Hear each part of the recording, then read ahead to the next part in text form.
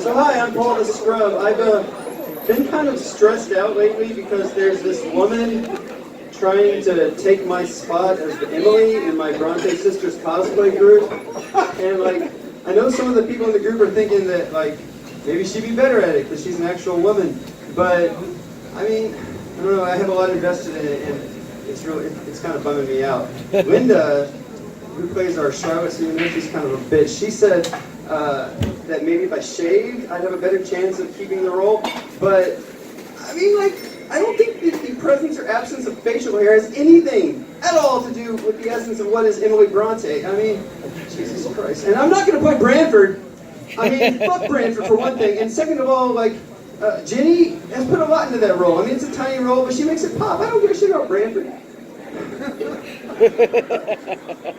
All right, so I'm going to just deal with that on my own, I suppose. But, you know, may the best Emily win. I'll let you know how that goes. At work recently, some people were talking about politics, and I was not getting involved. I was just sitting nearby, but I didn't make enough positive-sounding noises at the right times. So one guy was like, "Yeah, Paul over there, he's a cuck," and it really pissed me off. I was like, "What do you mean by that?"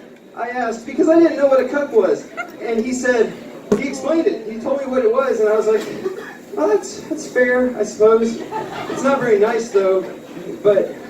If I had known what a cuck was a couple years ago, I could have called myself Paul the Cuck instead of Paul the Scrub, but I'm stuck with it now, so that's fine.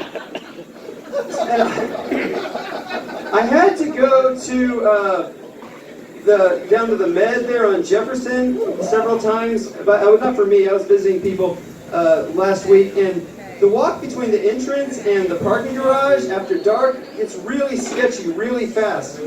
So on the night I'm thinking about, I was walking, I said goodbye to my wife and her sister because they came in a different car. I was walking to the parking garage, and I suddenly realized I was gaining on the person in front of me, and it was a woman who looked pretty attractive from what I could see.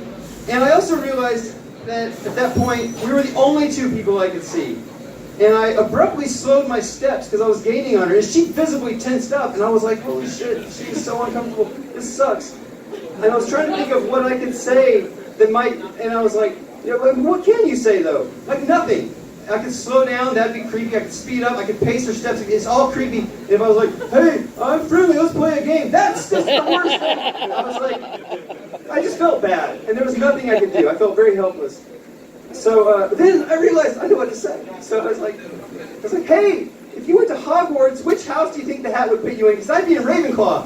And she was like, she turned around and looked at me. And then she smiled and started walking toward me. I was like, oh shit, backfire. I did not want to have a conversation. But she came up to me, and she was smiling. I was like, hey. And I felt something. I looked, she had a knife right here. She said, I'd be in Slytherin, nerd. Give me your wallet. So I did it. I gave it to her.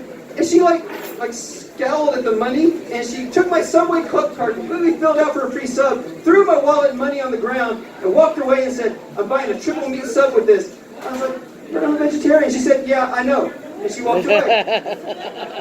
With a tiny but vital piece of my soul.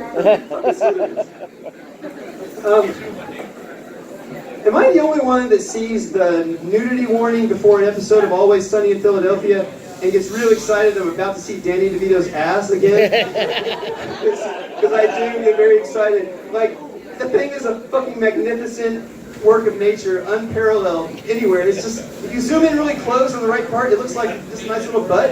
But then, like, if you zoom out, it just keeps going like billowy waves of like mollusk flesh just as far. And it's just like cuttlefish, nothing but cuttlefish. I love it so much. It's the best thing ever. I can't decide who's cooler, Bruce Lee or Danny DeVito. It's kind of a toss-up.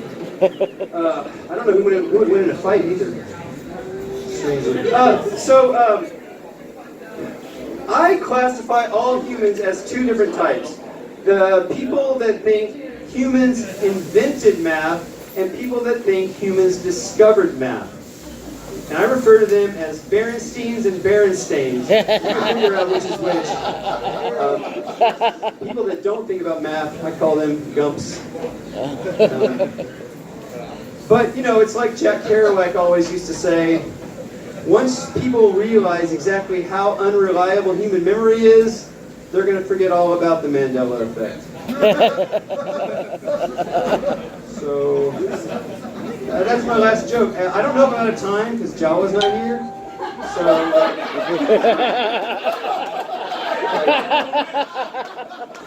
I could sing. He forgot to press the button. All right, so another joke. So, like, if you, what do you call it when, like, someone gives you something and takes it away right away? What do you call that?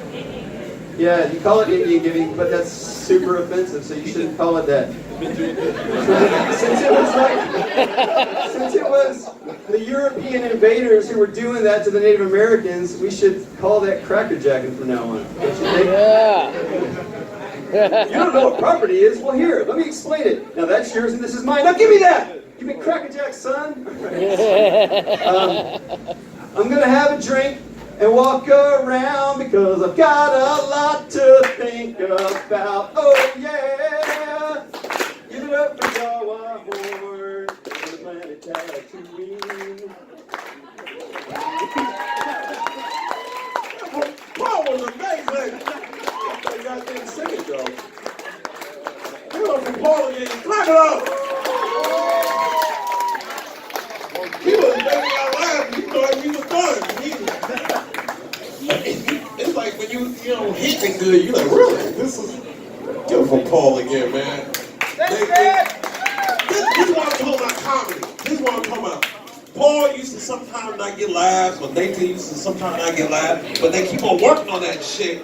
And you see, you get results, man. Don't give up, man. Come again. Clap, clap, clap. I'm sorry. I can be positive too.